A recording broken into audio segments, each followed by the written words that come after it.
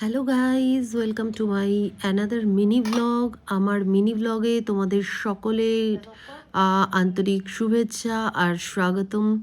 তো ভাবলাম ডিনার বানাতে বানাতে তোমাদের সাথে একটু চট করে ভিডিওটাই বানিয়ে ফেলি, কারণ সব সময় তো তোমরা খাবারের ভিডিওই দেখো, আর যেটা আমার রিসেন্টলি আমার ডটার ও ভিডিওটা বানাতে থাকে, ওর এটা খুব ইন্টারেস্ট লাগে, তাই আমাকে বলে মাম্মা আমি তো এখনও ছোট, আমি তো অতটা ওরকমভাবে পারবো না, তুমি বানাবে আর আমি তোমার সাথে সাথে হেল্প করে দেবো ভিডিও বানানোর।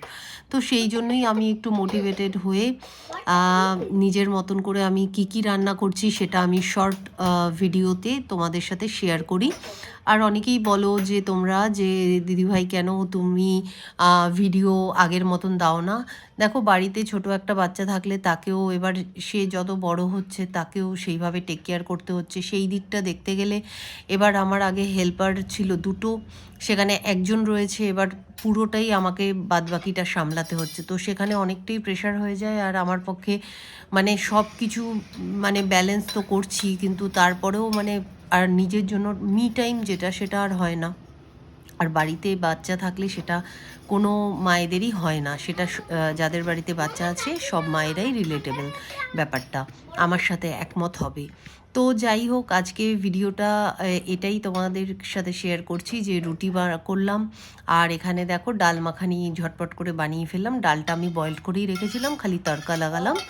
আর এর সাথে গরম গরম রুটি, আর এখানে মিষ্টি। তো যেহেতু এটা ফ্রাইডের ভিডিও ছিল, তো ভাবছিলাম কবে দেবো, কিন্তু টাইম আর হয়ে উঠছিল না। তো ভাবলাম না, আজকেই তোমাদের সাথে এটা শেয়ার করে দিই। আর যদি তোমাদের সত্যি ভিডিওটা ভালো লেগে থাকে তাহলে please do like, share, comment. আর আমার পেজটা যদি তোমরা ফলো না করে থাকো ফেসবুকের, তো প্লিজ ফলো মাই পেজ আর share my video, do comment. আর দেখো আমার বেবি খেতে খেতে কি বলছে সেটা একটু তোমাদের সাথে শেয়ার করে দিচ্ছি। তো হ্যাঁ, কেমন হয়েছে সোনা? ঠিক আছে, আমি ট্রাই করছি। ভালো। ভালো লাগছে? আচ্ছা মাম্মা, তুমি এত সুন্দর কি করে বানাও? হয়ে যায়, ও, তবেই না আমি মাম্মা।